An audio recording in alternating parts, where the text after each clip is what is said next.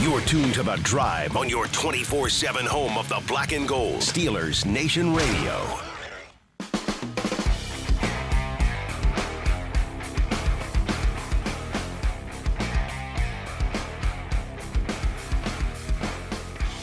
Good afternoon, Steeler Nation. It's The Drive on the Steelers Audio Network. Wes Uhler and Matt Williamson with you here on a Monday, and not just any Monday. Not just any Monday. I guess I almost said a breaking news Monday, but it's not breaking news really, at this right. point. It all happened on Saturday, but the Steelers have found their next head coach, and it is a familiar name, Mike McCarthy. We are going to react over the next 2 hours. We'll have a little bit of a different show on Tuesday tomorrow around McCarthy's press conference. We'll get into all of that later. But, Matt, here we are. Signed, sealed, delivered. It'll become official tomorrow, Tuesday at 2 o'clock when that press conference is. But the Steelers have found their guy, and it is Pittsburgh native Mike McCarthy.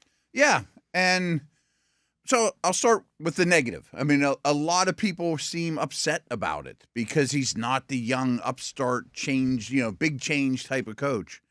Just because he's been around as long, basically, as Tomlin does not mean things aren't going to change dramatically. I mean, he sees the game much differently. He's from a different side of the ball. You're going to have all new coaches.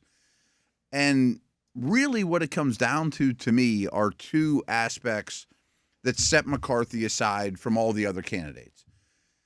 One, I think he's the best candidate out there to keep you competitive now. Sure. I mean, this team won the division, guys, and maybe a lot of you want to the March for Arch or whatever. Go 4-13. Right. Yes. The people in charge will never disagree with you more, and you guys have gotten used to winning a lot of games around here and have gotten pretty soft as fans in that regard. Real quick, that is just it's funny you kind of start there because anytime there would be discord among the fan base, Moats would always start there. He'd always be like, listen, if you want a team that's going to punt on a season, that's going to have a 5-year plan for the future, you're just rooting for the wrong team. I understand. And that's change your loyalty. That's not to say that everybody has to agree with it. That's the best way to run. I'm not saying fall in line and obey dear leader. Okay, that's not what I'm saying. But that's the way the Steelers are always going to operate. It's just one of those it is what it is type things. Yes. When you get on the Pennsylvania Turnpike, you have to pay a toll. You can complain about it all you want, but if you ride on the Turnpike, you're paying a toll. That's the way it is. All these organizations are different. All these organizations are different. If you know you're a Steeler fan, they are never going to say, "Oh, we can stink it up for a couple years, or we can hit this massive reset button." And you're right. And again, this is not me telling fans how to think. That you have to agree with that, and you have to think that that's right. Right. But I think complaining about it is just wasting energy. It's just spinning your wheels because that's the way the Steelers are always going to operate. And that's why I started there. I mean, you just don't win the division and be like, throw it in for next year. This organization, March for Arch. Right. I didn't think you'd be throwing out March for Arch in the first 3 minutes of the show today. Right. So, first of all, I think he definitely, of everybody involved, gives you the best chance to stay competitive. And I know that people are like, well, that doesn't help you win a Super Bowl. I don't know that it doesn't help you win a Super Bowl. I mean, I think the goals are still the same. But this organization, you put it better than I did, is never going to change their tone on how to handle this upcoming year, whether it's 2026 or 2036. They're going to handle that the same way. And it shocks me that everyone doesn't realize that by now. And then the most important thing, frankly, is quarterback development. Finding and developing, there's two different things, your next quarterback has to be job number one of the entire organization. And I think they're very sick of year after year taking a shot on a Russ or a Trubisky or whatever.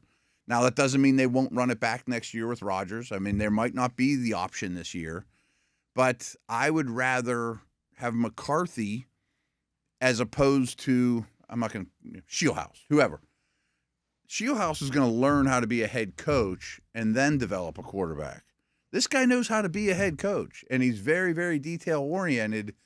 And I'm sure marching orders from his new employers are keep winning. Get us a quarterback. Wow. I went to, and I don't want Sundays to look like the Browns. Yeah. You know what I mean? Yeah. It makes a lot of sense. Since you went there to start, I'll be completely honest with you.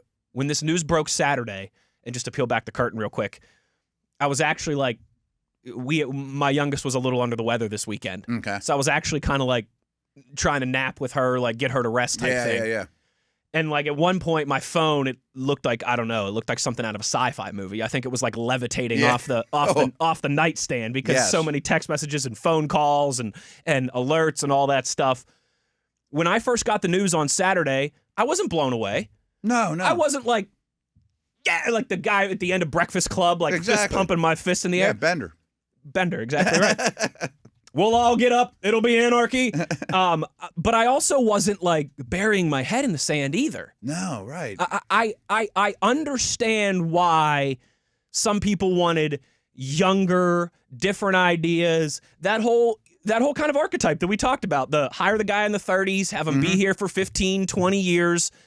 I get it.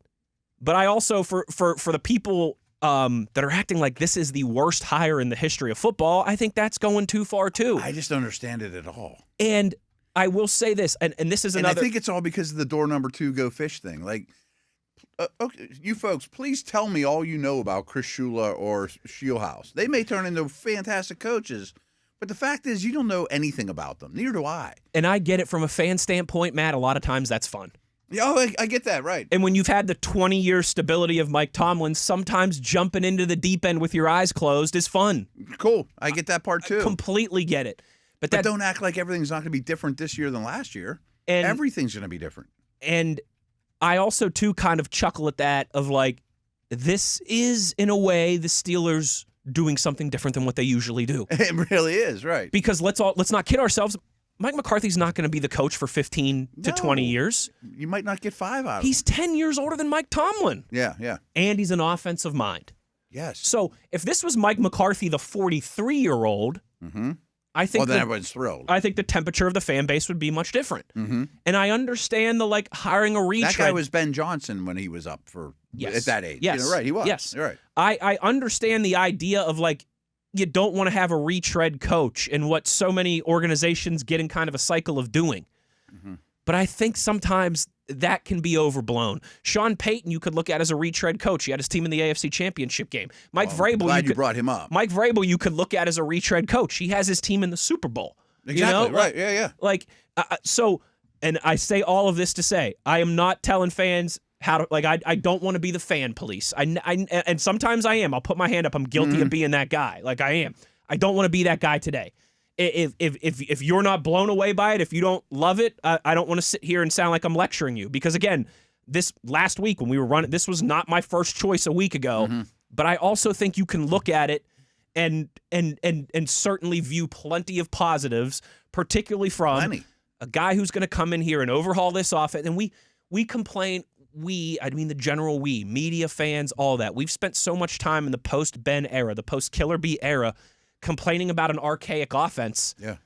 Certainly that's thing number 1 that I like. I don't think we're going to be complaining about an archaic offense anymore. No, he puts up points and yards everywhere he goes. You know, and he's had some good quarterbacks. I mean, back when he coached Montana. And frankly, I bet he learned more from Montana than Montana taught him at that. Just from sitting in that room in Kansas City for 2 years. Yeah, I mean, from their respective times that's 1,000 years ago. When he got Rodgers, he wasn't quite Rodgers, but he got the most out of Rodgers.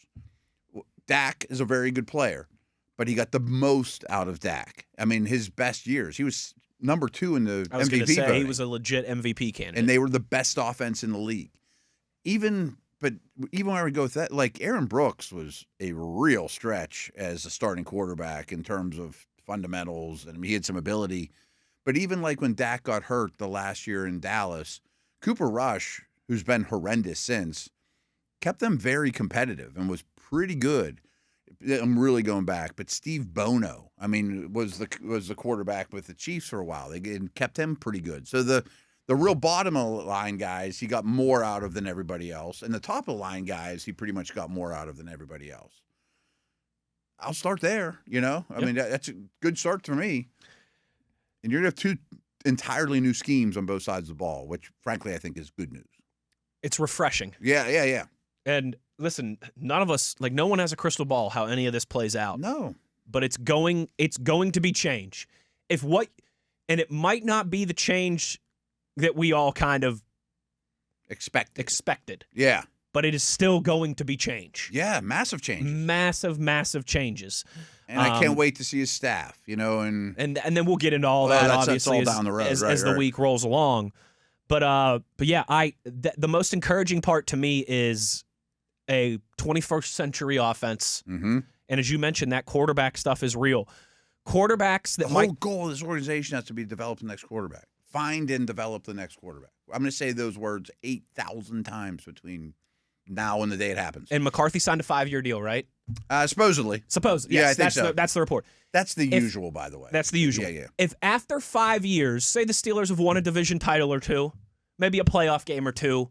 He could retire after 3. I mean, you never know. Right. Or just it's kind of looked like it has the last few years. Mm-hmm. Like they win 10 games, they get into the playoffs, but they're not really going anywhere.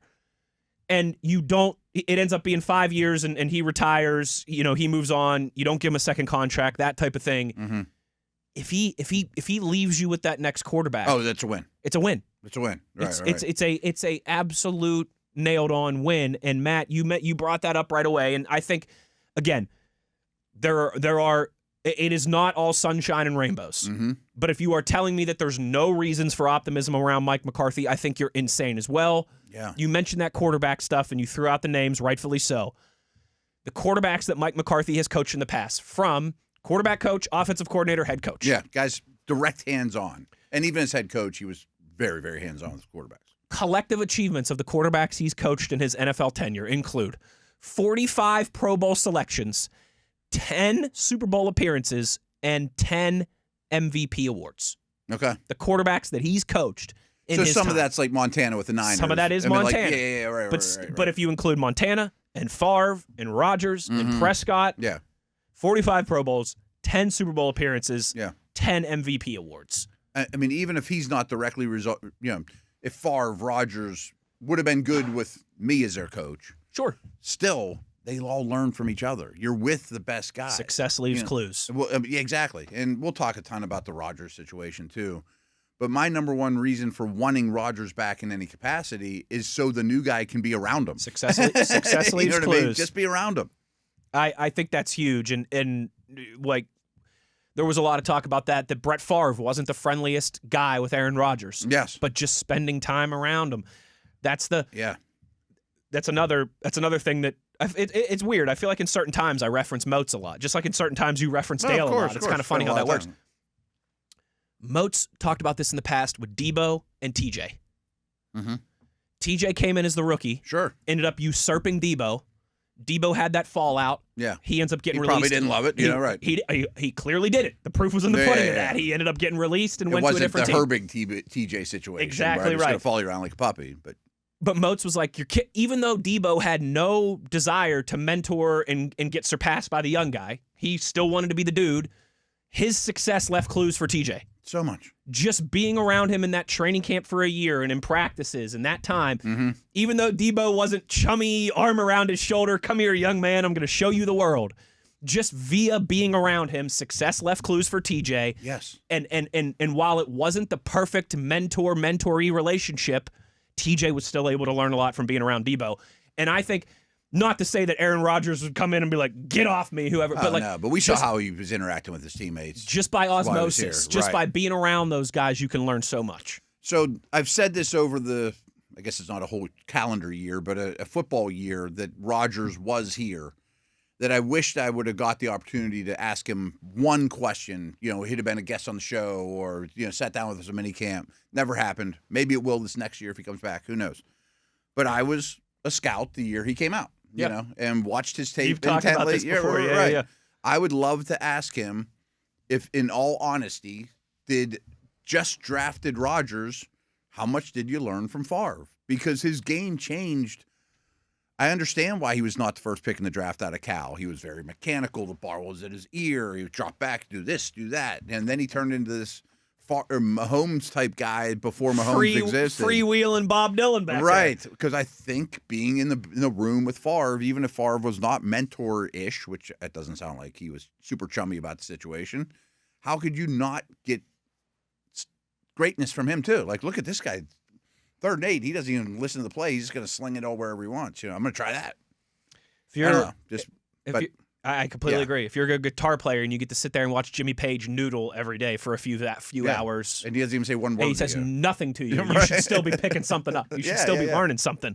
So again, McCarthy being around Joe and Aaron and Brett and Dak and vice versa is a good thing, and might rub off on Ty Simpson or Lenore Sellers or whatever, in a year or two. Right, that's the plan.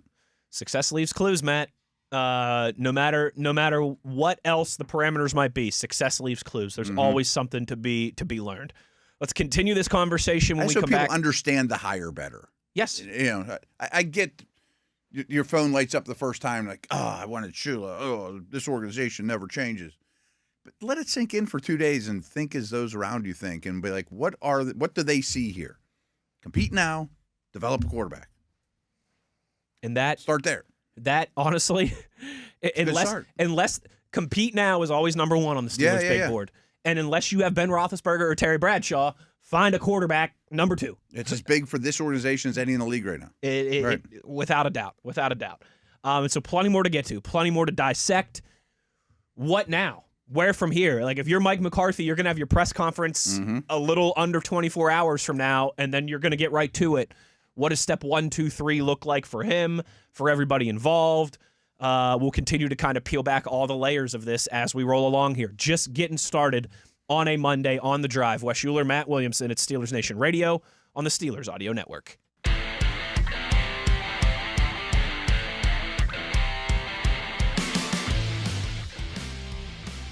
Back on The Drive here as it is Mike McCarthy Monday on the program. McCarthy Monday. McCarthy I like Monday. It. Yeah. Is that a good one for you? Triple M. Triple M. M to the third power here. Mike McCarthy Monday. Tomorrow will be press conference Tuesday. So here's what we're going to do. We're going to have a special. Tomorrow's going to be a little different, yeah. Tomorrow's going to be a little different. We're going to have a special edition of The Drive tomorrow at 2 p.m. Eastern time here on the Steelers Audio Network.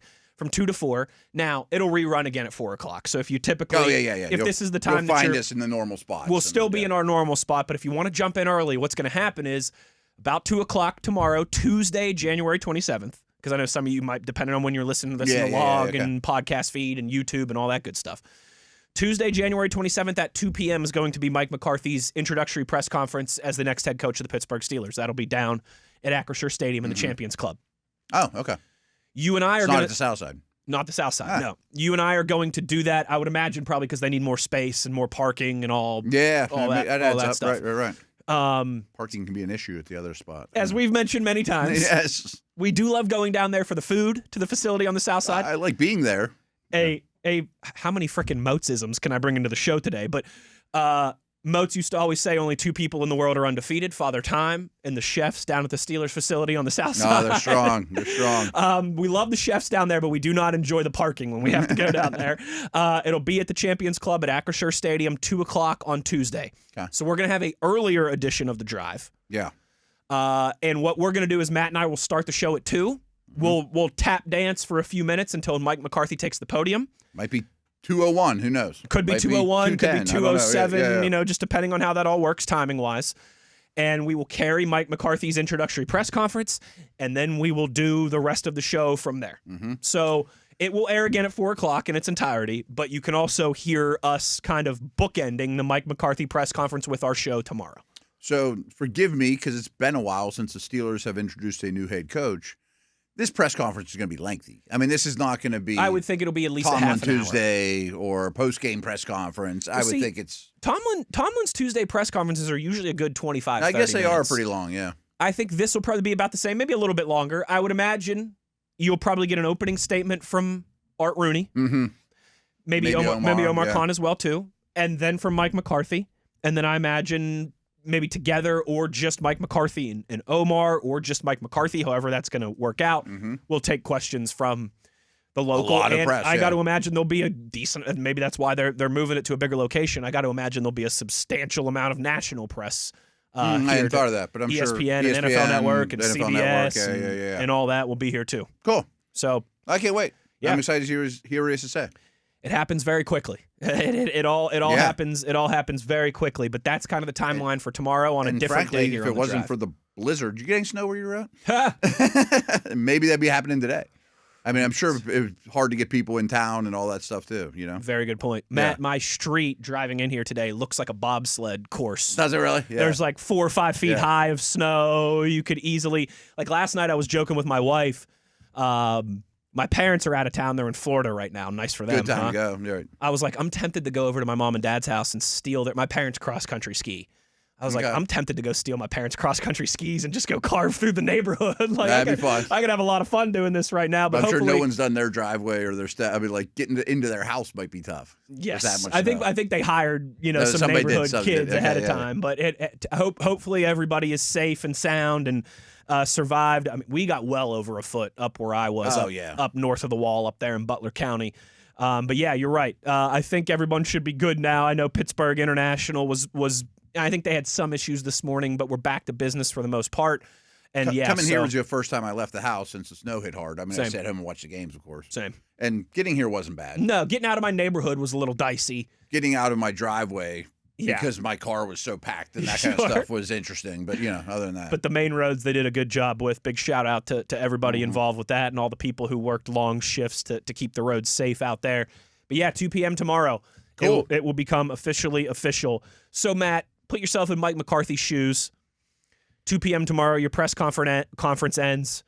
I mean, he's got to do a lot of finding a place to live and filling out his staff and all that. But what is priority number? Let's put the staff aside because that's priority number one. Because that's priority number one. And he's already calling people, folks. And he called people before he got hired. No doubt. Yeah. He probably, that was, I'm sure, part of his conversation with Mr. Rooney and Omar Khan and everybody assembled was, here's the 2 or 3 names I like for my defensive coordinator. Here's what I think about an offensive line coach, which is, we'll talk about that, sneaky, I think maybe one of the most important hires for this staff. It's always the most important. But especially when you consider the young age of this offensive line. No doubt. So many of these guys, the majority of these guys still on their rookie deals and developing. When Mike McCarthy, though, starts to look at this Steelers roster and what he has in-house, quarterback evaluation, is that job number one? I mean, where's it really begin for him when he starts looking at the tools that he has here in his toolbox?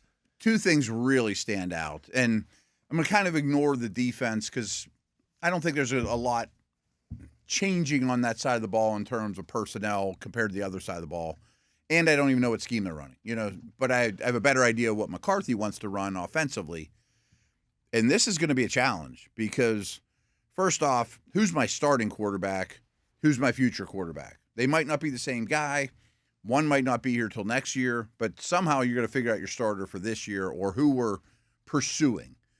But much, much unlike the Arthur Smith offense, he wants to run 3 wide. Mm-hmm. And they only got 3 on the roster right now. And I'm not running out every snap with Skoranek, Roman Wilson, and Metcalf. So I think they need 3 receivers and a quarterback. I mean, those are the things. If you're listing just team needs, wide receiver is at the top of the list other than quarterback and maybe is second on the list. And we talked about that a little bit last week when we did some mock draft stuff. I think even more so now, first-round wide receiver is on the board big time. They haven't done that in 20 years since Santonio Holmes was drafted, if I'm remembering correctly, right? Santonio Holmes? Does that sound right? I'm pretty sure. Well, he would have been 20 years ago. I glanced at a lot of second-round receivers since then. Oh, tons of day 2 guys. Tons of day 2 guys. Okay. But I believe, wait, Mike Wallace? Or was he a second-round guy too? He was third. Was he third? Okay, so then I think it's Santonio Holmes. I'm pretty sure. I looked at this on Saturday. I think it was. Yeah, he's more recent than Plex. Right. Yep, more recent than Plex. Again, a lot of second rounders in that time. A lot of Juju's and James Washington and Chase Claypool. And a lot of second round guys. But a lot of Swede. I would think, I don't know how much they'll break the bank, but I bet they sign one, draft one high, and then maybe a fourth round or 2. Or a 5th. Yeah. I think that has to be. Yeah.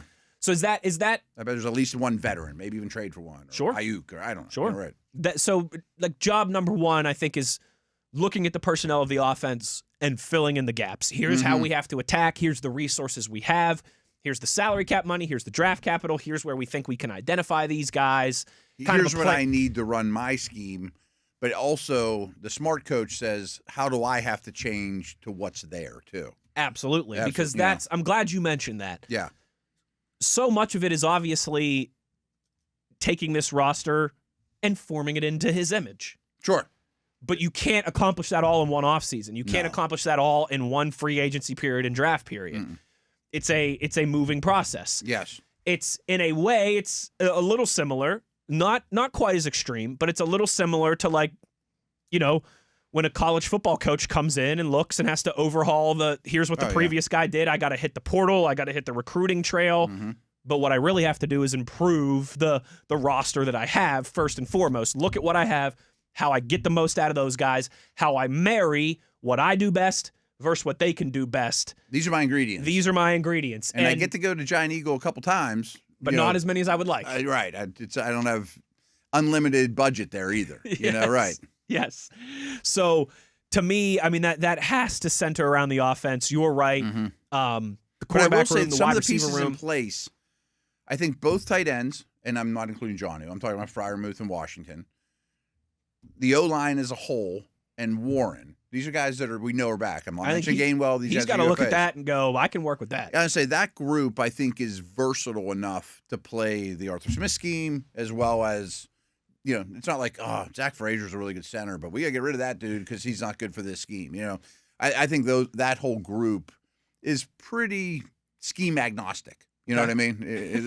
Any coach would be pretty happy to take that group, you know, and they'll make that work. Yes, you know? I like that. Scheme agnostic. That's came up with that one. Maybe I heard it one day and just remembered. Put it in the old memory bank. That's not bad. Yeah, that to me is, along with the coaching staff, I think the most interesting part of this. We could see you mentioned this last week. You were joking about, like, hey, maybe we'll see the next Steelers head coach next weekend on the sideline at the Senior Bowl wearing a Steelers hat and a Steelers, shirt. Yeah. I think there's a really good chance we could see Mike McCarthy down there at the Senior Bowl, and then it becomes a lot of fun. What quarterbacks is he talking to? What wide receivers is he talking to? Of course. Who on the coaching staff is hanging out around him down there? All that stuff's about to be hitting hard that we're going to talk about every day, right? Yeah. So that's the fun kind of look ahead here, if you will. I know you put the coaching staff stuff to the side, but I just want to make sure we mention it in the first show since he's been hired.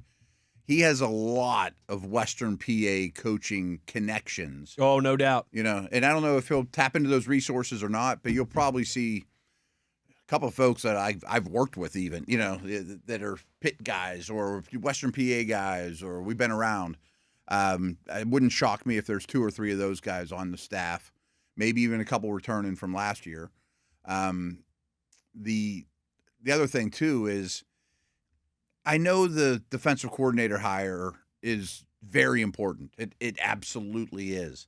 But for some reason, a lot of people are like, that have asked me, like, well, he better at least hire young coordinators. I'm like, I don't care how old his defensive coordinator is. I'd love to see a young offensive coordinator that might take the reins over in 3 years. Dick LeBeau was killing it late into his age. I was going to say, if Vic Fangio says, I want to come sign up, you're like, sign up, dude. Sign up. And you can be here for 10 years. Heck yeah. I don't care one bit about the age of the defensive coordinator. I just want somebody good. I completely agree with you on that. I'm completely with you on that. I don't know why people are so stuck on ages of coaches. And that's, you know what, Matt, that's another thing, too, that I think people should be. And again, I'm going to, like, today and tomorrow, this week, I'm going to be careful. I don't want to lecture fans. If you hate the hire, that's your prerogative. Yeah. If you love the hire, that's your prerogative. One thing, though, that we heard a lot about, I think particularly in the back half of the Mike Tomlin tenure, was about how he doesn't have coaching staffs that are guys getting interviewed for other jobs. Yeah. Like, bring in up-and-coming talent. Yep. And if you lose it in a few years, okay, fine. That means that they did a really good job. Sure. He's got a track record of a lot of people who have worked under Mike McCarthy end up being offensive coordinators, quarterback coaches, head coaches. He's got 5 that have become head coaches. He's got a lot of those around the league, and that intrigues me from the standpoint of, smart people in the league want to take your guys. Smart people in the league want to take your guys, and some of the people that he might hire might be the Vic Fangio types that 10 years from now aren't going to be a head coaching candidate in the NFL. Oh, I'd be thrilled if they take a defense coordinator like that. Isn't going anywhere. But he might also get the next Shieldhouse, who's 36 years old and is an up-and-coming bright mind, and 5 years from now, that guy's 40 years old, and he's your offensive coordinator, and you might even have a succession plan in there. Like, he, I think, is going to populate the staff with a lot of guys who are going to be 2, 3, 4 years from now, if not a candidate to replace him here one day, get plucked, get in interviews. Like, I think that aspect of it's going to change, where the people who are like, history shows it probably will. Why aren't we having these up and coming coaches on the coaching staff? Why does it always seem like more of the safe, established hires? You know, the Todd Haley's of the world, and the Terrell Austins of the world, like the more established, quote unquote safer hires, if you will. I think that's going to change for a lot of people too. I bet it will. I mentioned age. I would love to see one or two very young, bright offensive guys. I mean, if you could steal Shieldhouse or somebody like that. I don't want it to look like a presidential debate stage, Matt. I don't want a bunch of 60 and 70 and 80-year-olds on there. Agreed. I want some young blood in there, please. And I don't know if we'll get it or not, but I'd love to have an offensive guy that's quarterback coach or OC that is from a different tree totally than McCarthy. You 100%. know what I mean? Just especially if it's the Rams or Niners, something along those lines. But somebody that sees football differently. That's young and, really bright, And he's done a good job of doing that in the past, and I expect that to be the case again. That's something that I'm going to be really excited once we get to that phase and once the staff starts coming together. Yeah. I just had this in my notes to share at some point this week, and I feel like there might be no better time than now. We've talked a little bit about Garrett Nussmeier in the past, the LSU quarterback. You know where I'm going with this? Yep. His father, Doug, was a quarterback's coach under Mike McCarthy in Dallas. Yes. I thought this would be more of a Senior Bowl late in the week conversation. But That's true. I could have probably brought it up then. No, but it's interesting because I've done some more Nuss homework just for that reason.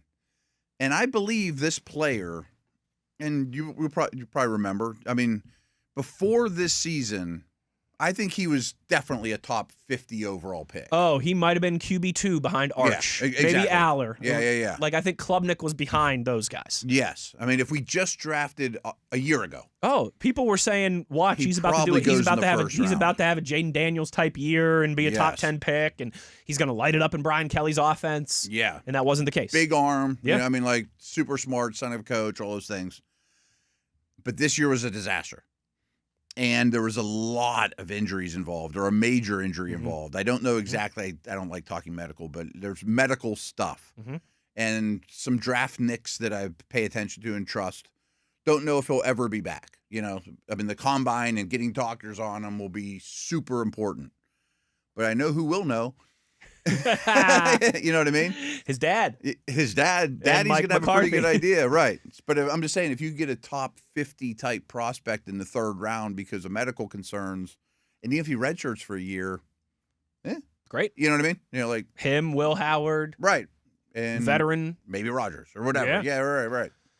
It's just one path. I'm glad you brought him up because that connection is going to come up over and over. We'll talk about that more as we get into this draft process. And I think he is a Senior Bowl guy. He is. Nice, yeah. Yes.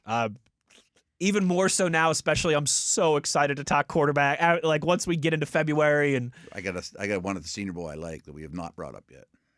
That, like, not in the around campus or anything conversations? I don't think. Maybe his name briefly has been spoken.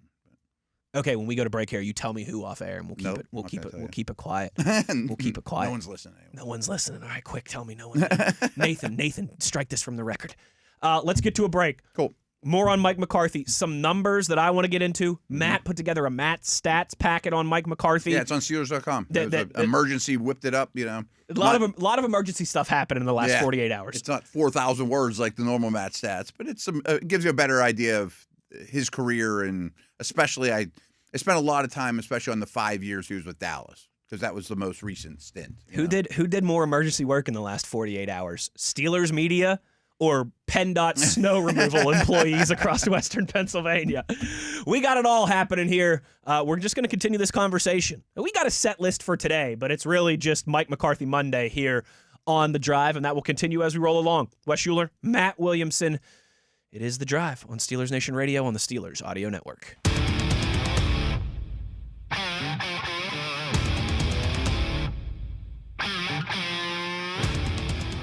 Rolling along here on The Drive on this Monday, where the Steelers and Mike McCarthy, well, I guess things will be officially official on Tuesday at 2 p.m. at that press conference, but we know the Steelers next head coach is a Pittsburgh native and one with plenty of NFL experience. Yeah.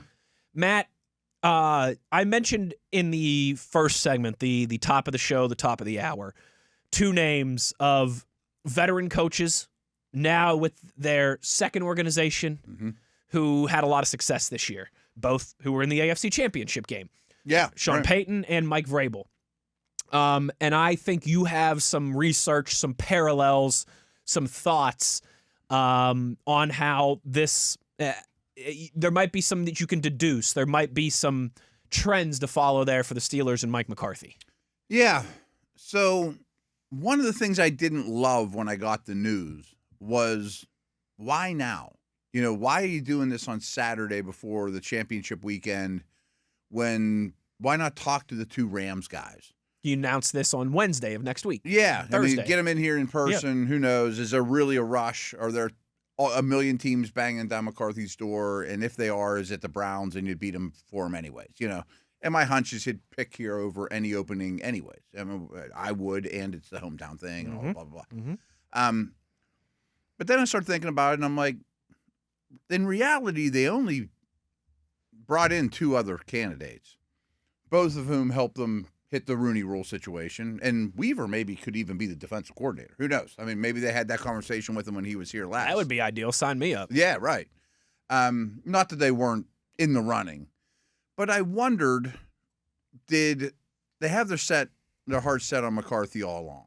You know, he's established, and he can get us a quarterback, keep us competitive. I think there's a real chance that was the case. And the more I think it through after the fact, I bet that was the case. Like, we're pretty shocked he's even an option. You know, he's coming off a year sitting out. Usually those guys get scooped up or somewhere else. And then I started thinking of coaching parallels, and I'm like, it's kind of like when Sean Payton sat out a year. But Denver at the time had to give up a first-round pick and more to get their guy. And so I'm like, I wonder what their resumes were like. The just hired Sean Payton in Denver versus this version of McCarthy. Because I'm like, they both had won a Super Bowl, MVP-style quarterbacks in Rodgers and Breeze, offensive minds, way more wins than losses, pretty high up on the all-time win list. And I don't have it in front of me, but I asked, I got lazy and I threw it on Twitter. I'm like, someone AI this for me or whatever and figure out. Not the AI, Matt. Come on. Or whatever it is. Grok and whatever. Chat GPT. Stuff I don't understand That yet. makes me feel like a boomer when I hear people talking about that stuff. Okay, good. It really makes me too. I'm like, can someone tell me the exact resume of Payton the day he was traded for and McCarthy now? And they're almost identical. Almost identical. Now, I think Payton at the time was considered probably a little more advanced as a offensive mind. And he's really considered one of the best ever. He really is. Sure. And I don't know Sean Payton, but I also will say Sean Payton is also I know this, is well more interested in his public image too. So he's a little better at pumping his own tires. So people might look at me like, I think that's a very nice way for you to put that. As someone who's never been a fan of Sean Payton, I'm going to steal that going forward. Yes. So maybe he's regarded in a public opinion slightly ahead of where McCarthy now versus where Payton then. Real quick, you could probably go back and find old Steelers Blitz shows of Moats and I. Yeah. When McCarthy was with the Packers. Okay. At the end of his tenure, where McCarthy and Mike Tomlin were getting crushed by the national media. Okay. And Sean Payton was skating by. Yeah. It was like McCarthy and Tomlin, they can't get their teams over the hump. They can't get, and Payton's going 7-9 back-to-back seasons in New Orleans. Right, having worse years. And I'm like, Tomlin's been to multiple Super Bowls. You know, like I'm like, McCarthy, I mean, I get it. He's got Aaron Rodgers. Like, I understand. I was like, right, but he's still winning. I was like, Peyton's in a worse division than both of those two. Yeah, he's got the Hall of Fame quarterback just like those two. He just went 7-9 2 years in a row. Like, what? That used to be one of my pet peeves 5 years ago. Yeah, was that like the things you that can Mike, find some old shows of mine too. The things that Mike Tomlin and Mike McCarthy, and I'm not even saying that they were wrong to be criticized for. Oh no, that's the Sean point. Payton right? always escaped that criticism. He knows how to play the media. He sure does, right. man. Absolutely. And he's spent a little bit of time. He's a phenomenal coach. Don't get me wrong, but I'm not a fan.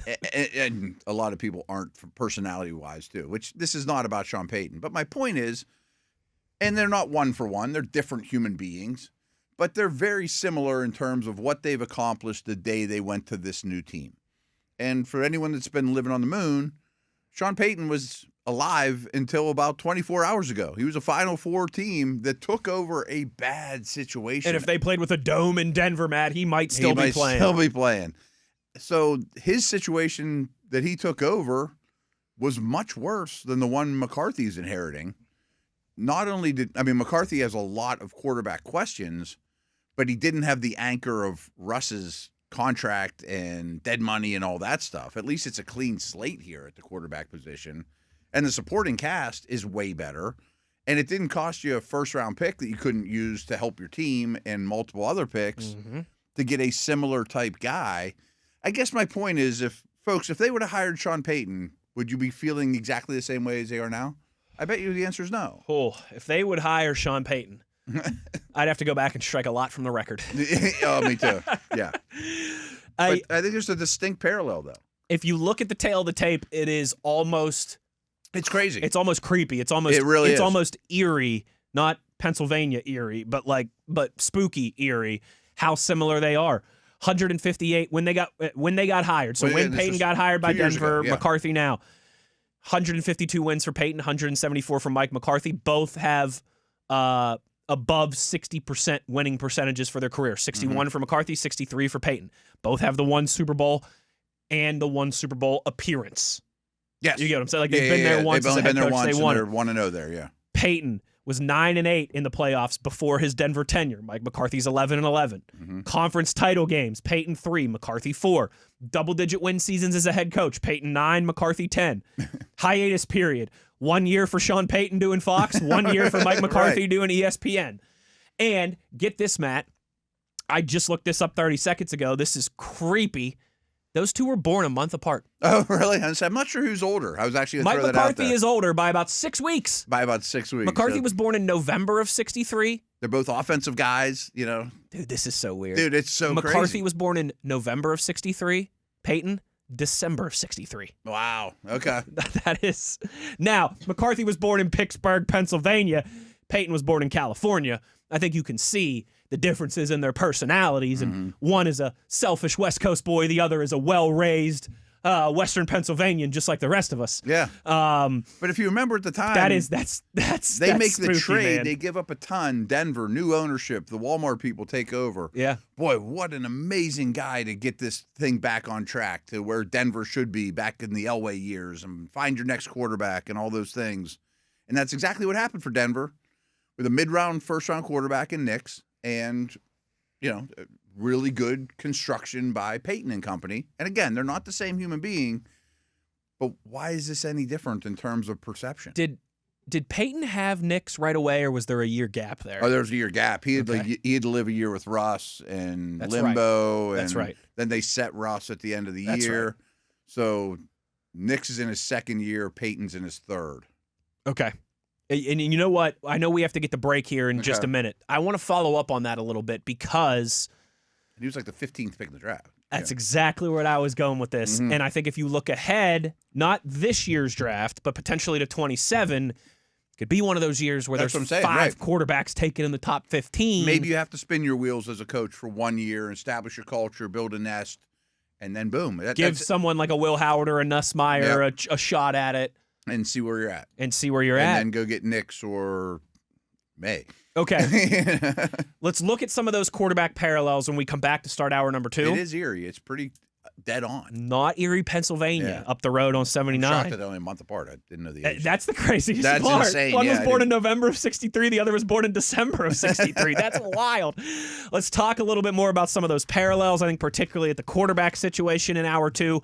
We also need to dive into your Mike McCarthy stats packet for some more numbers. And then at some point, Matt, before we get out of here, I know it's Mike McCarthy Monday, but we do need to spend just a few minutes on those conference championship games from yesterday before we get out of here. There's a little bit of coaching news around the league too. Yeah. And we'll do obviously more of that. I don't think anybody wants to coach the Browns. The rest of I will coach the Browns. Pays well. If you want to give me that job and then buy me out in 2 years from now, hey, Shedeur Sanders is a Pro Bowl quarterback now. I can go work with a Pro Bowler. Right, they got their thing all fixed up. Hour in the books, another hour to go here on The Drive on Steelers Nation Radio on the Steelers Audio Network.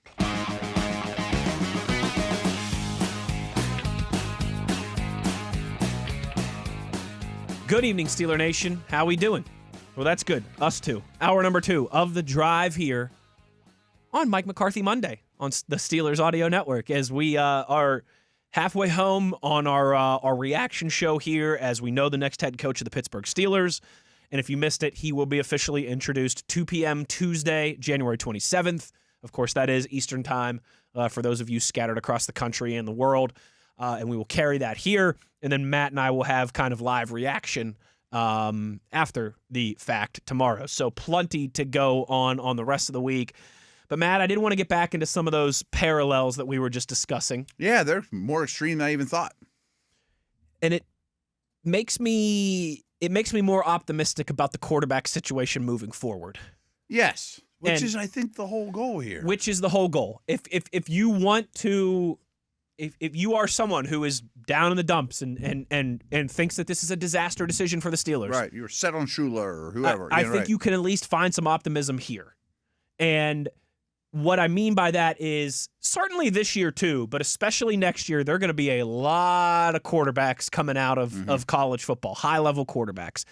And when you look back at when the Broncos and Sean Payton found their guy, Bo Nix, Matt, he was the 6th quarterback drafted in his class, Bo Nix was. 6th. I hate. Oh, next year's class is going to be better. I know, it feels like we say that every year. Especially in today's modern college football because there's a lot more incentive to go back than ever. There's fewer underclassmen coming out than ever.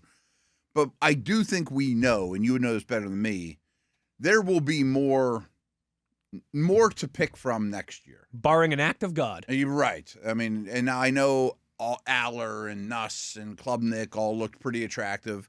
And all those dudes could fall off next year too. But more guys are coming out. I mean, more is coming out. Hey, I see what you did there. And Arch. Right. And Julian saying the Ohio State quarterback is going to be draft eligible.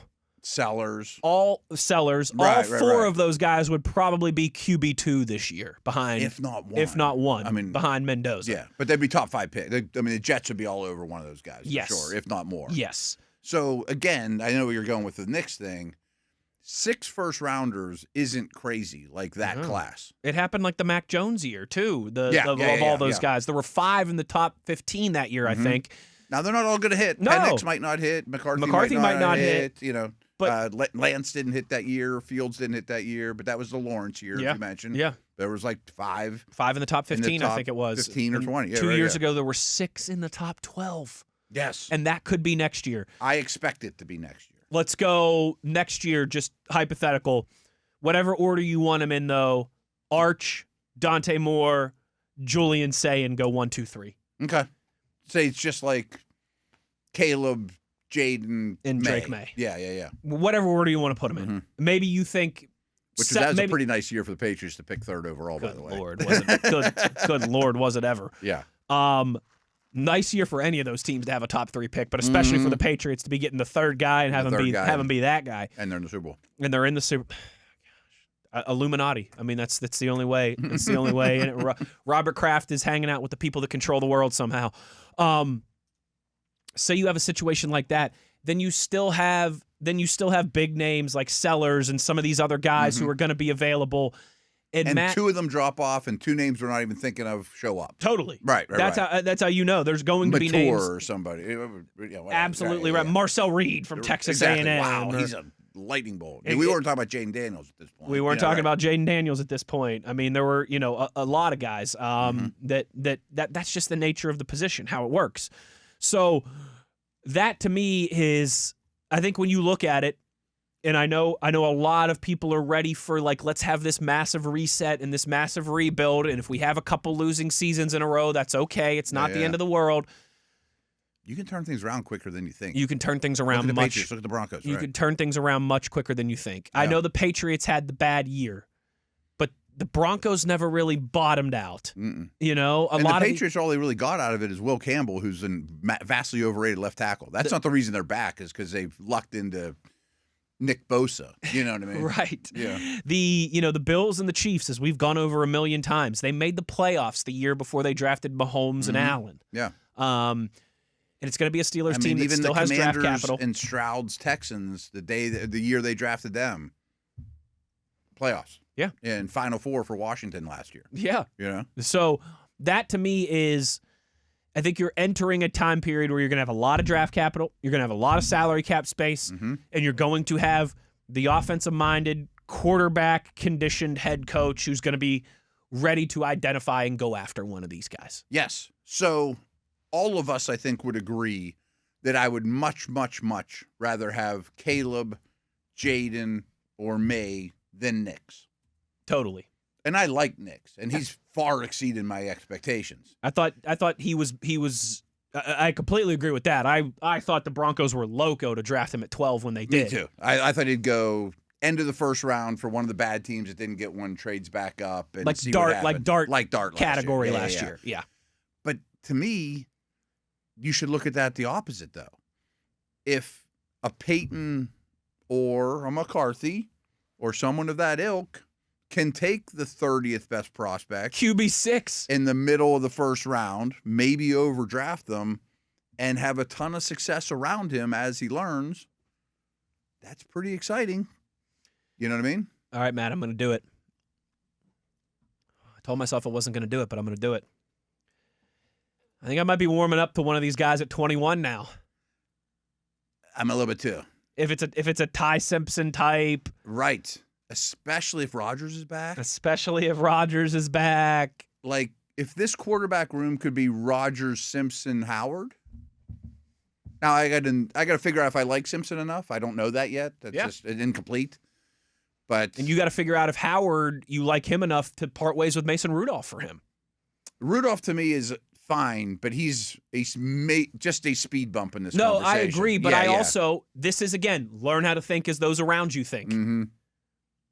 The Steelers are going to want a QB2 that can win them games if QB1 is out. So it's not going to be, I would be shocked if it's Aaron Rodgers, Will Howard, and Ty Simpson.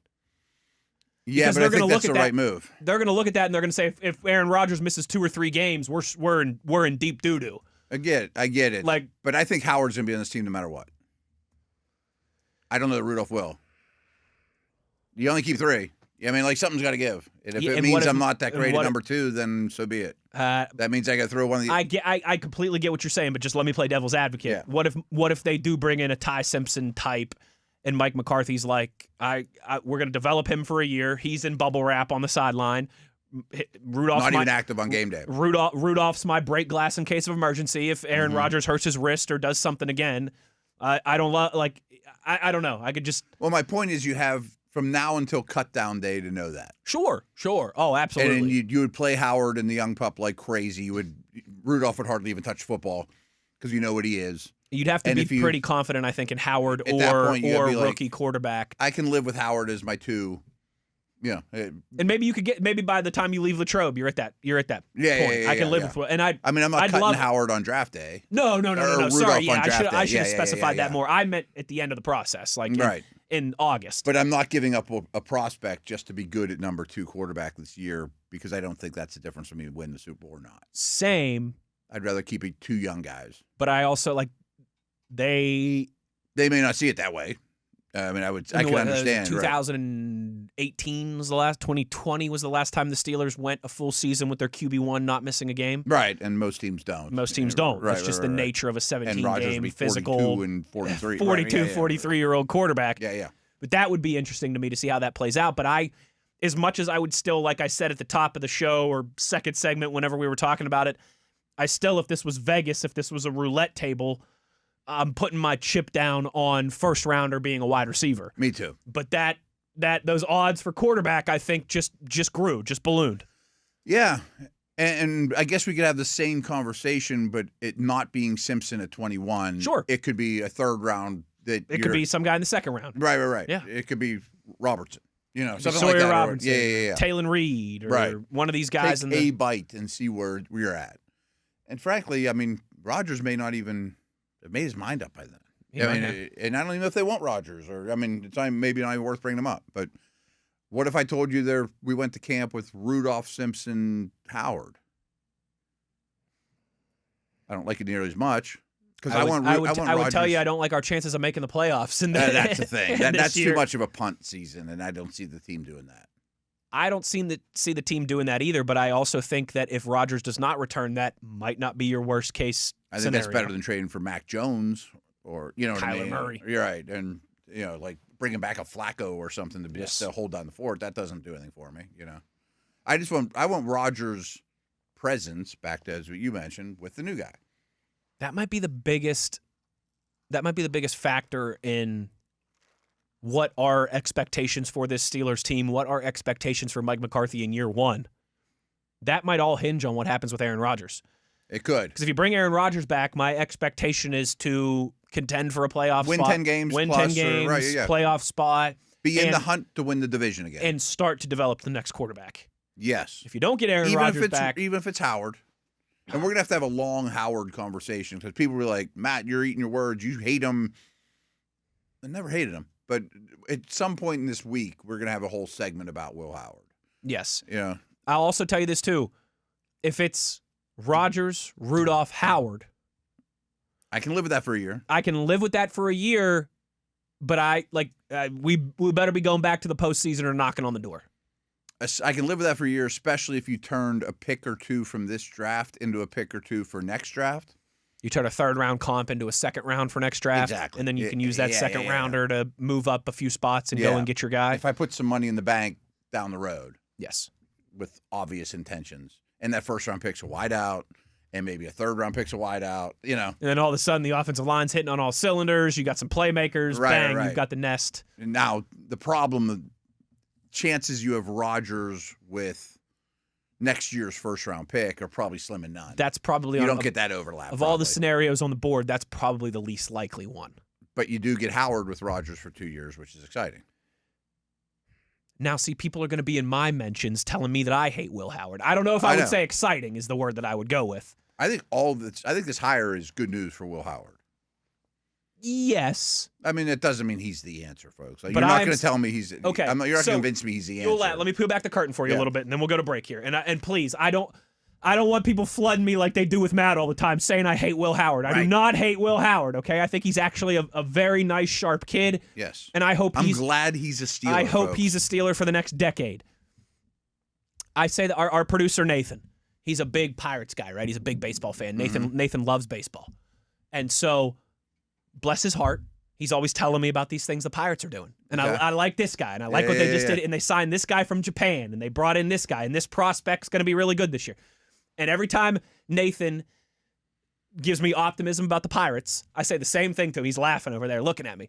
I say, listen, until I'm sitting at Sharky's in Latrobe in the middle of August, and the Pirates are playing meaningful baseball games on the TV in front of me, I don't want to hear about it. Right. I'm not going to believe in it. I've been burned too many times. Until it happens, I don't care. I don't care about the labor. Show me the baby. Until I see... It's Charlie Brown and Lucy with the football. Exactly right. Until I am sitting at Sharky's drinking Miller High Lifes with my buddy Matt Williamson, and the Pirates are playing meaningful baseball in August, I don't want to hear it. I don't want to think about it. I don't want to talk about it. You convinced me on the Pens. I've seen them have success. That's kind of where I am with Will Howard. Yeah. Oh, right. Until I get to training camp or I get to the preseason and I see it and I'm like, oh, wow, there's really something there. I don't want to bank or believe on anything being there. No. I mean, again, I'm thrilled he's a Steeler.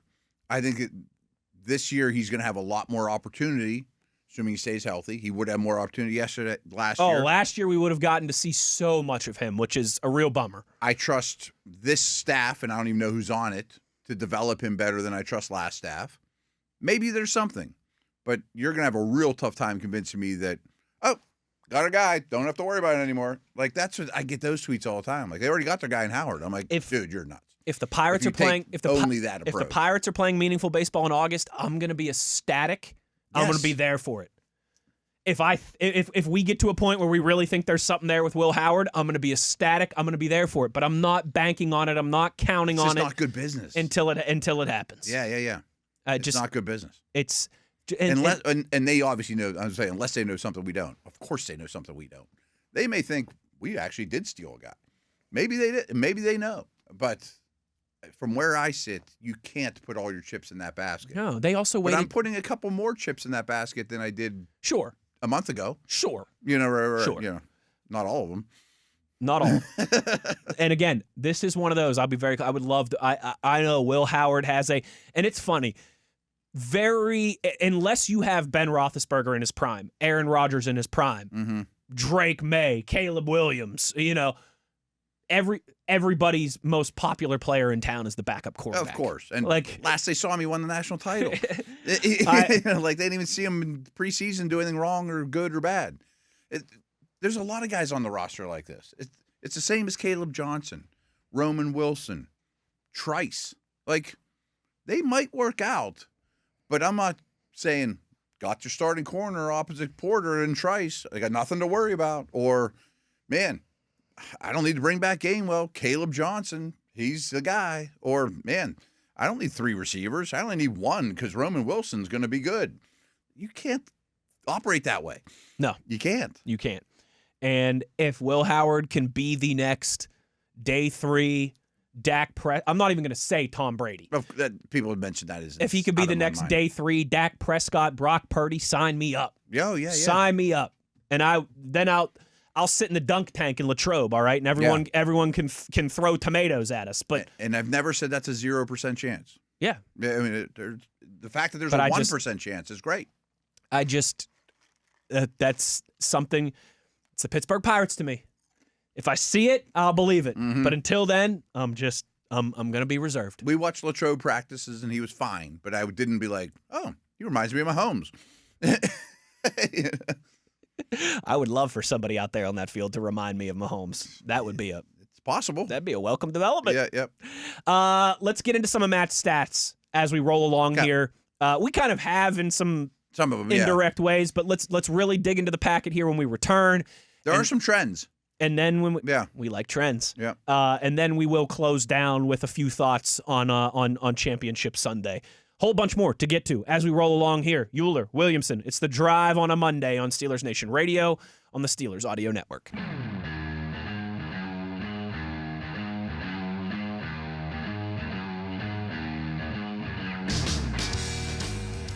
Back on The Drive here as it's time to look at some more of Matt's stats, Mike McCarthy edition here. Yeah. As we continue to react to the Steelers' newest head coach. And, of course, again, we will continue to remind you that tomorrow, 2 p.m. on the Steelers Audio Network, we will carry his introductory press conference as things will become officially official. Mike McCarthy, 18 seasons as a head coach in the National Football League. He's won double-digit games 11 of those 18 seasons. He has had a dozen regular season wins in 6 of those, 4th most in NFL history. And many of those seasons only had 16 games, not 17. And a lot of those games only had 16, not 17. Very good point for you. That's the 4th most in NFL history. He has led the NFL's highest scoring offense 4 times. And again, that's pretty hard to do. That number 1. I know Rodgers is great, but I mean, Dak was one of them. I mean, like, number 1. And again, and I'm sure you do this too. Like, we joke all the time. We all have group chats with our buddies, and everybody loves football, and everybody. Yeah. Football's one of those sports that everybody likes to talk. Everybody knows it. Everyone dissects it. Everyone loves it. I'm sure you've heard this with your buddies too. Like, in the last 4 or 5 years, the chief most complaint that I've heard about Mike Tomlin and the Steelers is that they're too conservative. They're too safe on offense to ever go anywhere. That the style that they play, it's got a high floor. And and you can go to the playoffs 5 of the last 6 years like the Steelers have. But that you're not going to consistently or even as often as you want win playoff games and contend when you're that safe on offense, when you're that limited on offense. So forget the name Mike McCarthy, forget the age, forget the resume of his previous track record of head coaching. If you just look at his offensive numbers and his offensive acumen, I think that should excite you. This is the offensive ceiling is number one. Let me do the self-deprivation thing once again. This is not going to be a team that tries to win games 13-9 anymore. No. Those days are done. Right. Those days of the 3 and outs that everyone likes to complain about and the checkdowns and the short of the sticks and all that. Breathe, because that will be shocking if the Steelers offense does not do a complete 180 and I'm like looks like much more like a Victoria's Secret runway model than the units of the last few years that have just been scraping by and trying to score 20 first downs and trying to score 20 points a game.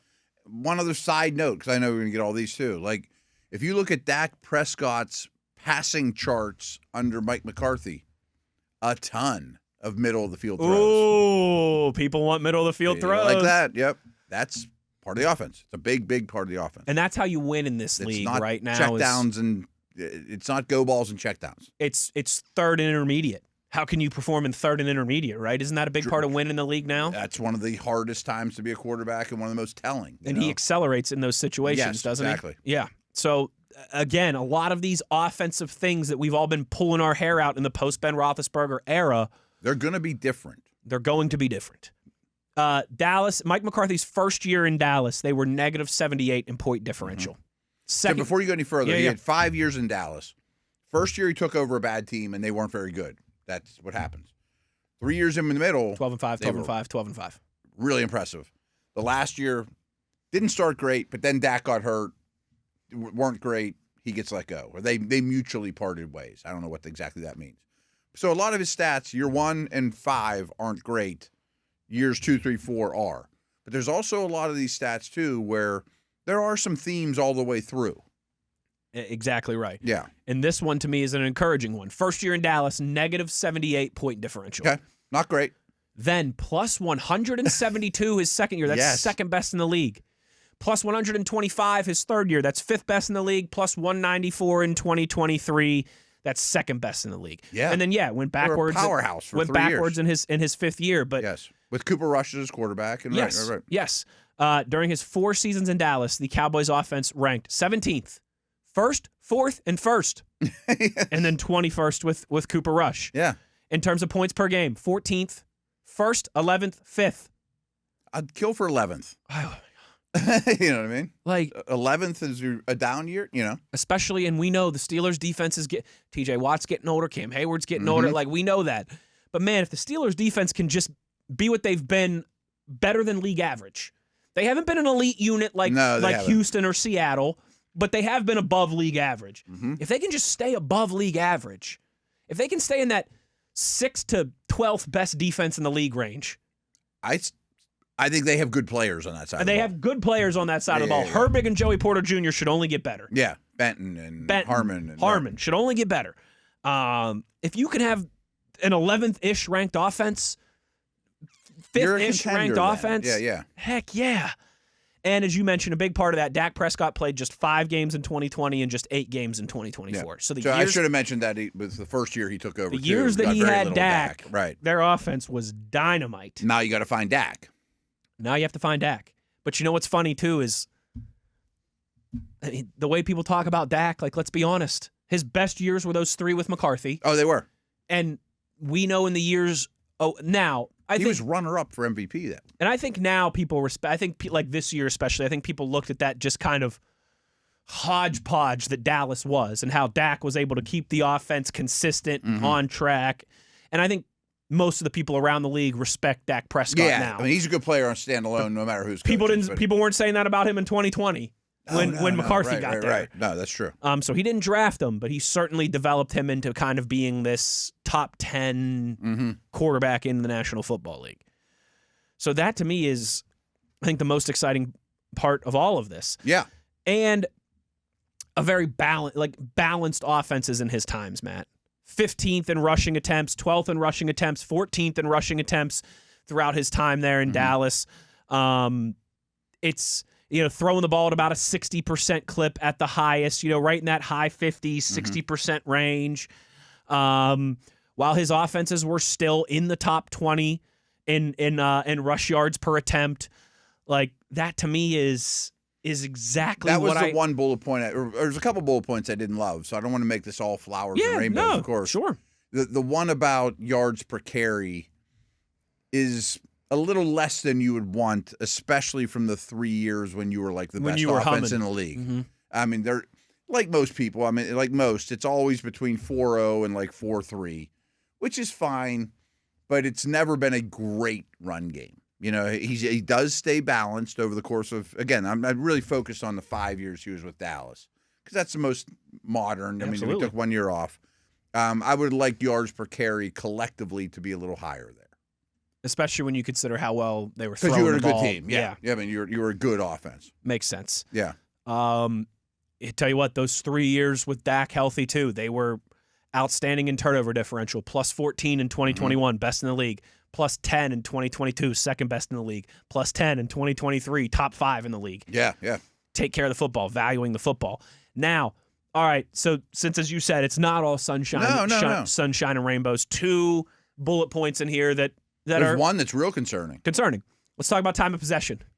That's the second most concerning one to me. That's something that we talked about a lot. Now, when you have the first and the fifth and the first ranked offenses in the league, guess what? You're probably scoring a lot of drives pretty quickly and putting your defense back out there. Yes. You're probably throwing the ball more incompletions, less clock running than if you were a run the ball first team. So there is some rhyme to that reason. But you're also probably playing with leads too. I mean, you're a 12-win team. You should close people out and eat clock at the end. But he also didn't run the ball great. And these things all work in that same ecosystem together. 27th in time of possession, 19th in time of possession, 22nd, 4th. Yeah, there's one in there. And then 24th. So there's one outlier year, but for the most part, he is towards the back half in those time of possession scenarios, which, again, isn't a deal breaker, isn't the end of the world. No. But it's not the greatest thing when you've got a more veteran, more seasoned, older in age defense that you would like to keep resting on the sideline. Exactly. So, again, if yards per carry was a little better, I bet that would be a little better. So they kind of go hand in hand, of course. And then finally, the penalties one. Yeah, that one's like, holy smokes. This one is something that's going to have to get moving in the right direction. Penalties accepted during his time in Dallas. So the ones that are declined, I didn't bother. Just accepted. Yeah. Starting with his first year in 2020, 11th most in the league. 2021, most in the league. Yeah. 2022, 8th most in the league. 2023, 2nd most in the league. 2024, 4th most in the league. Right. So a lot of penalties by the Dallas Cowboys over those 5 years. Now, and I know that this isn't in here. I'd be interested to go back and see is it procedural stuff? Yeah. Is it holding? Are they a bunch of holdings? Is it DPI? Is it, did they play a ton of man coverage and thus got more DPIs? Possibly. Do they leave their tackles on an island and thus got nailed for holding more often? Is it illegal motion or undisciplined stuff? That would worry me more. Sure. One thing, though, I put that out there on Twitter. Here's a concern. And so many people wrote me back. Undisciplined cut. It's going to be undisciplined just like it was under Tomlin. I'm like, Tomlin was like the best in the league at penalties over his stretch. I just want to give credit where it's due for the former coach here, too. Like, it's going to be just the same. It's not the same, folks. Just because these people coached a long time does not mean they're the same human being. And I think people still have people still have the George Pickens and the Antonio Brown and the Juju antics and all that stuff. Yeah. Folks, that happens everywhere in the National Football League. Yes. Much like you said many times when the Steelers signed Aaron Rodgers back in June, and you were like, hey, if you don't like him because you think he's weird, I got some bad news for you. Politics, you don't like him or whatever. There's a lot of weird guys in that locker room. He's not the only one. He's just the most at the forefront of it because he's a 4-time MVP, one of the best quarterbacks to ever do it. Yeah. I'm not sure all 53 you want marrying your daughter or babysitting your grandson. Exactly right. Guess what? Right. Every team in the NFL has George Pickens, Antonio Brown type personalities, wild boys. Yes. You just don't focus on it and see it all the time because it's not your team. Exactly. I mean, Lawrence Taylor. He could be my outside linebacker. Matt, if we had Labs in here, he could tell us. It's funny. Those things never happened under Chuck Noll, except for they did. In fact, some very extreme circumstances that we don't need to get into at this point. Sure. Okay, let's get out of here on a good note. Well, out of There's this a lot of them, yeah. On a good note. McCarthy, nearly 50% winning percentage, just under 50%, like 48-something in coaching challenges over his career. That's really good. Yeah. I would say like, it's actually, people look at that as a negative. No, it's much like, I remember one time, I'm trying to remember There's one other I want to mention but, after this bullet point, too. One time, where were we? We were doing one of our live show. You got to get someone to overturn a call. Yes. So you're not going to hit 50%. No. And remember, these people, like, they don't want to show up their referees. It has to be a clear and obvious mistake for them to overturn it. And challenges have changed over the course of his career, too. Yes. Back then, there was a very low hit rate. Yes. Yeah. That, to me, is like sometimes you'll say if an offense can convert 45% of their third downs, they are humming. Right. And people will be like, really? Less than half? Look at the numbers. Absolutely. If you can, they're not all 3rd and 1. If you can convert 45, 47% of your third downs, you're doing it at an elite level. Yeah. If you can hit 47, 48% of your coaching challenges, that's an elite level, man. That's like batting 300 in Major League Baseball. Like, so he probably had somebody in his ear, and maybe that somebody's coming with him. Or I don't know what. But that was another Mike Tomlin complaint. We never win challenges. We never win challenges. Well, he does at nearly 50% clip. And then. Go ahead. The other bullet, maybe we're going the same. I bet we're going the same direction. But another major Mike Tomlin complaint was, boy, he loses a game or two every year to a bad team. Yeah, McCarthy, I didn't know this until yesterday when I dug this up. His record against under 500 teams, he destroys them. Ooh, destroys them. Interesting. So thus his record above 500 teams is below 500. Okay, he doesn't win every game. Now, that is, I think, a legit beef with Tomlin over the years. There's that game or two where they're 8-point favorites that they lose, and that happens across the league. Seldomly to McCarthy. He blows out the bad teams. That happens. Yeah, he's got a great winning percentage against teams under the NFL. 500. Like, I know it was early in the season. I think it might have been week 1. The Patriots, who were in the Super Bowl, lost to the Raiders. And that's the only reason they didn't have home field advantage. I think it was week 1. And so I understand crazy things happen in week 1, but that's a Super Bowl team who lost to the worst team in the NFL. It's a team that might be picking 32nd to lost a team that picked 1. Yeah. And it was week 1. Right, yeah. I'm not trying to be naive. So it's different if that happens in week 1 than if it happens in week 9. It is. But still, it's a weird league, and even as I tell you all the time, there's never Ohio State against Akron when you're at this level. It's still. I mean, everyone remembers that back-to-back losses against the Patriots when they were terrible in Arizona. Both at home. That was 2 years ago, right? And McCarthy does not have that history. I mean, games you should win. I mean, those were games you should win. Mentioned how he's got some real names that have worked underneath him that have gone on to be head coaches, offensive coordinators. Dan Quinn, Brian Schottenheimer, Kellen Moore, Joe Philbin, Ben McAdoo, just to name a few. Let's take a break. All those guys became head coaches. Became head coaches somewhere, yeah. Let's take a break here on the other side. Want to close down with some championship weekend thoughts, and we'll get more into that as the week rolls along and we have more time. I also do, now that I see this name Ben McAdoo on the list, have a funny story for you. Ben and I GA'd together. Did you? Yeah, at Pitt. I think you told me that before. Yep. I've got a funny story for you about my 3 years working for the Philadelphia Eagles that relates to optimism, pessimism around head coaching hires. That involves Ben McAdoo. Wouldn't shock me if Ben ends up on the staff. Who knows? I'll share that with you when we return on the other side. We'll get to some thoughts on championship weekend. We'll close this thing down in style when we return. Wes Uhler, Matt Williamson. It is The Drive on Steelers Nation Radio on the Steelers Audio Network.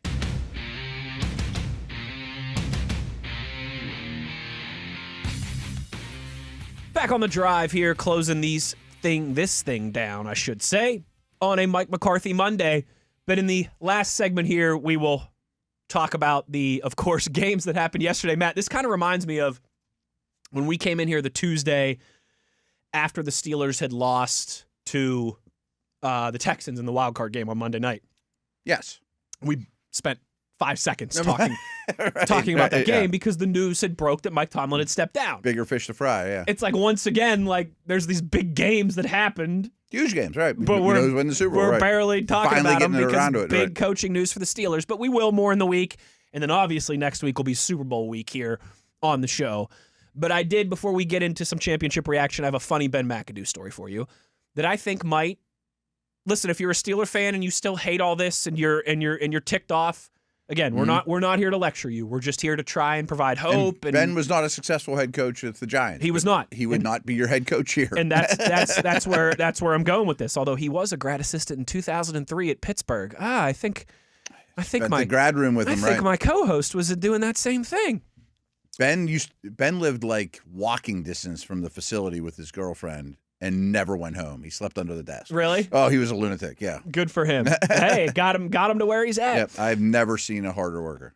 Well, that's always good to know. He's with the Patriots. He's with the Patriots. Yeah, I was going to say, coached actually at Indiana High School before Michigan State, before Pitt. He was with Michigan State with like Charles Rogers. And then he had Larry. And then he was with Larry. He's from Homer City, PA, which I think is one of the greatest town named Homer City. Where are you from? Homer City. Yeah, it's pretty awesome. Like I'm a Homer City. So here's my quick story before we do championship reaction for you. You know this. I graduated college in 2013. 2014, I got a job with the hockey team in Ohio. Yeah. I had that job till 2016 when I got a job with CBS Radio in Philadelphia, covering mostly the Philadelphia Eagles and working for their radio network and doing Phillies stuff, Philadelphia Phillies in the offseason. I did that 16, 17, 18 before I got the job back here. Right before, I got hired in Philadelphia was when the Giants and the Eagles were both looking for head coaches in that same offseason. Okay, that makes sense, yeah. And the Eagles had moved on from Chip Kelly. I think, was it Coughlin for the Giants? Or was it probably somebody? At that point? Coughlin at that point in 16? I can't remember if there was somebody between. Joe Judge was before. They call. went through a lot of coaches in the McAdoo era. I think you're right. But regardless. But that's. I mean, Ben had to bench Eli. I mean, exactly was right. Eli and Ben were kind of in similar spots, and the Eagles were in for Ben Mcadoo. Ben Mcadoo was he was their Chris Shula. He was the one that the whole fan base wanted. He was very much sought after, yeah. He was the one that the whole fan base wanted. He was the one that Vegas thought was the guy. He was the one that He's an offensive coach, by the way, folks. All the media were discussing and debating and everything. Ben Mcadoo was their guy. He ends up getting the job with the Giants, their division rival, and they have to, quote-unquote, settle for Doug Peterson. Yeah, yeah. When I got hired in Philadelphia, that was topic du jour when I first started producing radio in Philly. Okay. Was, oh my goodness, we didn't get Ben Mcadoo. He went to the Giants. We got this Doug Peterson guy. Who cares? This is I hate this hire. And 2 years later, McAdoo was fighting for his life in New York and getting fired. And Doug Peterson was hoisting a Lombardi trophy. Now, that's an extreme outlier example. Right. But I have been here. Anyone that thinks that knows how these coaches things are going to work is out of their mind. I have been here before where a fan base absolutely hated a hire and think they missed out on the guy, only to be in a really good spot a year or two later. Oh man! So just don't throw out the baby with the bathwater just yet. But it's nuts to me. I remember that, Matt. My first week of Philadelphia radio, all the conversation all week was, I can't believe we missed out on Ben Mcadoo and let him go to the Giants. Yeah. And now we got to hire this Doug Peterson guy, and just because he was a quarterback here under Andy Reid. Right. Boring, not enough creativity with the hire. Yes. You don't judge coaching hires off creativity and imaginativeness. So again, I am not here telling you, holding a gun to your head saying you got to love it. But just breathe and let's see how it all plays out. Matt, it was hard to breathe at Mile High Stadium on Sunday because of the atmosphere, because of the altitude, because of the weather. Patriots 10, Broncos 7 in a barn burner. I'm old and all right, you want to do it? Let's do it. You got to do it. I think I know the way you're looking at me. I think I know where this is going. Weather influences these games too much, man. Oh. I'm sorry. I know I lose my cool Pittsburgher card and all that, but it wasn't as fun to watch. I mean, they all prepare for it. This is not the NBA or NHL where it's all indoors. Same conditions, every stadium, every game. And every team prepares for this time, and I get that. It's not Hoosiers, right, where you go to the gym and you're like 10 feet high, 10 feet back. Let's go to practice. But the second half of the game wasn't much fun as a viewer, nor did I think you got to see great players do great things because they could hardly run. I mean, they could hardly do anything. That being said, I mean, I do think the Patriots deserve to win. Their defense has been playing phenomenal, and both these defenses played really, really well, even without the weather. I think Nix was missed, but Stidham wasn't terrible. A lot of things were quarterback runs as the weather hit, and I think Denver didn't have that quiver, that arrow in their quiver to use. And frankly, I'm not big on Monday morning quarterbacking, but if I were Payton and I knew that the weather was coming, and somebody was definitely in his ear telling him that field goal. I kick that field goal and go up 10-0 for sure, because you knew points were going to be at a premium. But good for the Patriots. I mean, they deserve to win. They withstood the elements in a really good defense. But I think there's a lot of questions around that team as a Super Bowl team goes. Oh, absolutely. Yeah.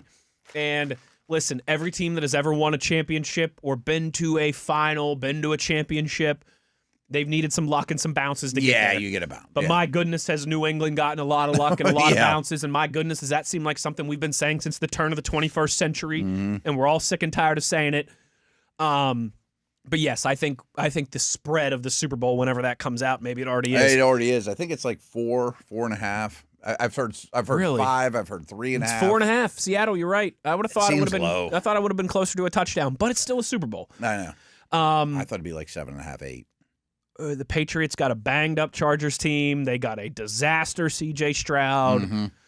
Tell you what, though, they are 9-0. You include that win, they are 9-0 on the road this season, the Patriots. They have not lost away from Foxborough. Pretty crazy, and they're going to play, obviously, it'll be a neutral site, but a road game here in the Super Bowl. And they withstood the same elements, right? My only thing is, with the elements conversation, and I know that's all the rage over football talk shows today.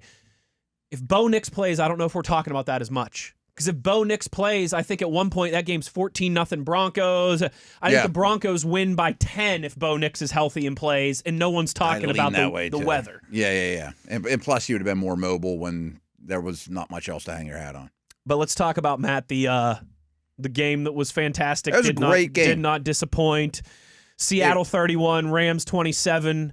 Matthew Stafford with an outstanding game. Sam Darnold exercising some demons and some ghosts and playing perhaps the best game of his career. Both those quarterbacks were great. And another big special teams play gets it. You mentioned this every time these teams play. Yes. Seattle's like the best in special teams. Rams are the worst. It's probably the biggest play of the game. It's shown up every time these teams have played this year, and it did again for Seattle. Probably the biggest play of the game was a special teams play right out of the chute at the second half.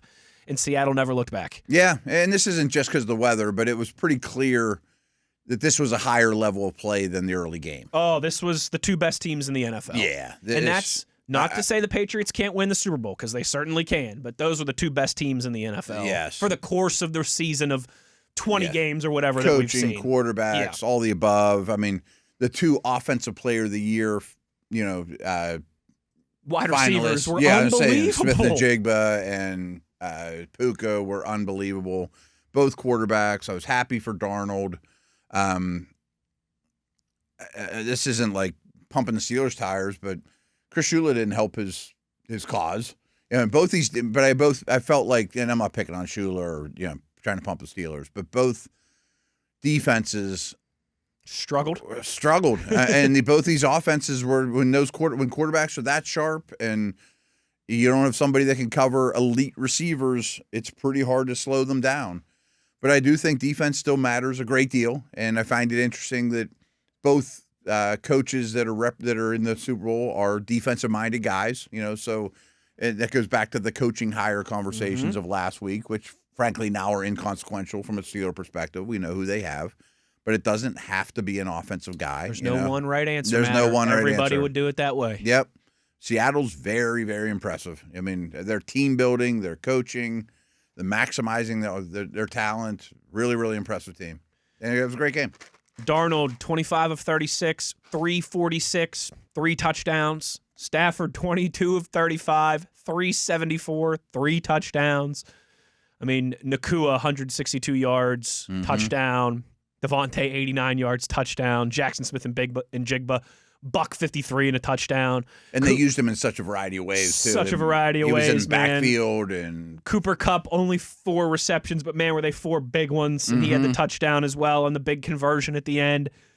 Kenneth Walker, over 100 yards all-purpose. I thought he was phenomenal in this game, too. I'm glad you brought him up. He's one of the more underrated weapons in the NFL. I was just thinking the same thing. That he is he's like half a step up from Jaylen Warren, I think, similar type. And maybe a half step down from Bijan. Yeah. You know what I mean? Like, Walker is – Mike Pursuta would be real happy about it. But, boy, he is a difference maker in a big way. Sparty hard there, Kenneth Walker. Yeah, he certainly is. And, man, that was one of those games that was impossible to take your eyes off of because I thought it was very impressive. I didn't want either one to lose, you know? Yeah. It very much reminds – I'd like them to run it back in 2 weeks to just call it the Super Bowl this time. Yeah, the fourth time. Very much reminded me of Cowboys-Niners of yesteryear when it was Irvin and Emmett and Dion was on both teams and Haley was on both teams, and you kind of knew that whoever won the NFC Championship was odds-on favored and going to be really hard to beat in the Super Bowl. I think Seattle's the same way. It reminds me of some of those Brady teams, Manning teams, Roethlisberger teams, where it was like, these are big-time teams. These are big-time heavyweights here. I think the Rams and Seahawks were the best teams in the league this year. Agreed. Yeah. Agreed. And we'll see if Seattle can get it done. Fun storyline for a little over 10 years ago. Some vengeance against the Patriots from the last time the Seahawks were literally at the goal line of a Super Bowl and Russell Wilson threw that interception. But obviously we will get plenty into that next week. But that will do it for us today. Mike McCarthy press conference tomorrow, 2 p.m. right here on these airwaves, and Matt and I will follow that up with an early edition of The Drive. It'll all get replayed at 4 o'clock, so don't worry, and I'll still be available on YouTube and in your podcast feeds, but a little different tomorrow as the Steelers will officially make Mike McCarthy official down at the stadium at 2 p.m. tomorrow. That will do it for us today. Thanks to Nathan, our resident Pirates fan, for producing on the radio side. TV, Tyler V, keeping us handsome on video on YouTube. For Matt Williamson, I'm Wes Uhler. Take care, everybody, and we will talk to you tomorrow. As always, you know where to find us. It's on your 24/7 home of the black and gold, Steelers Nation Radio on the Steelers Audio Network.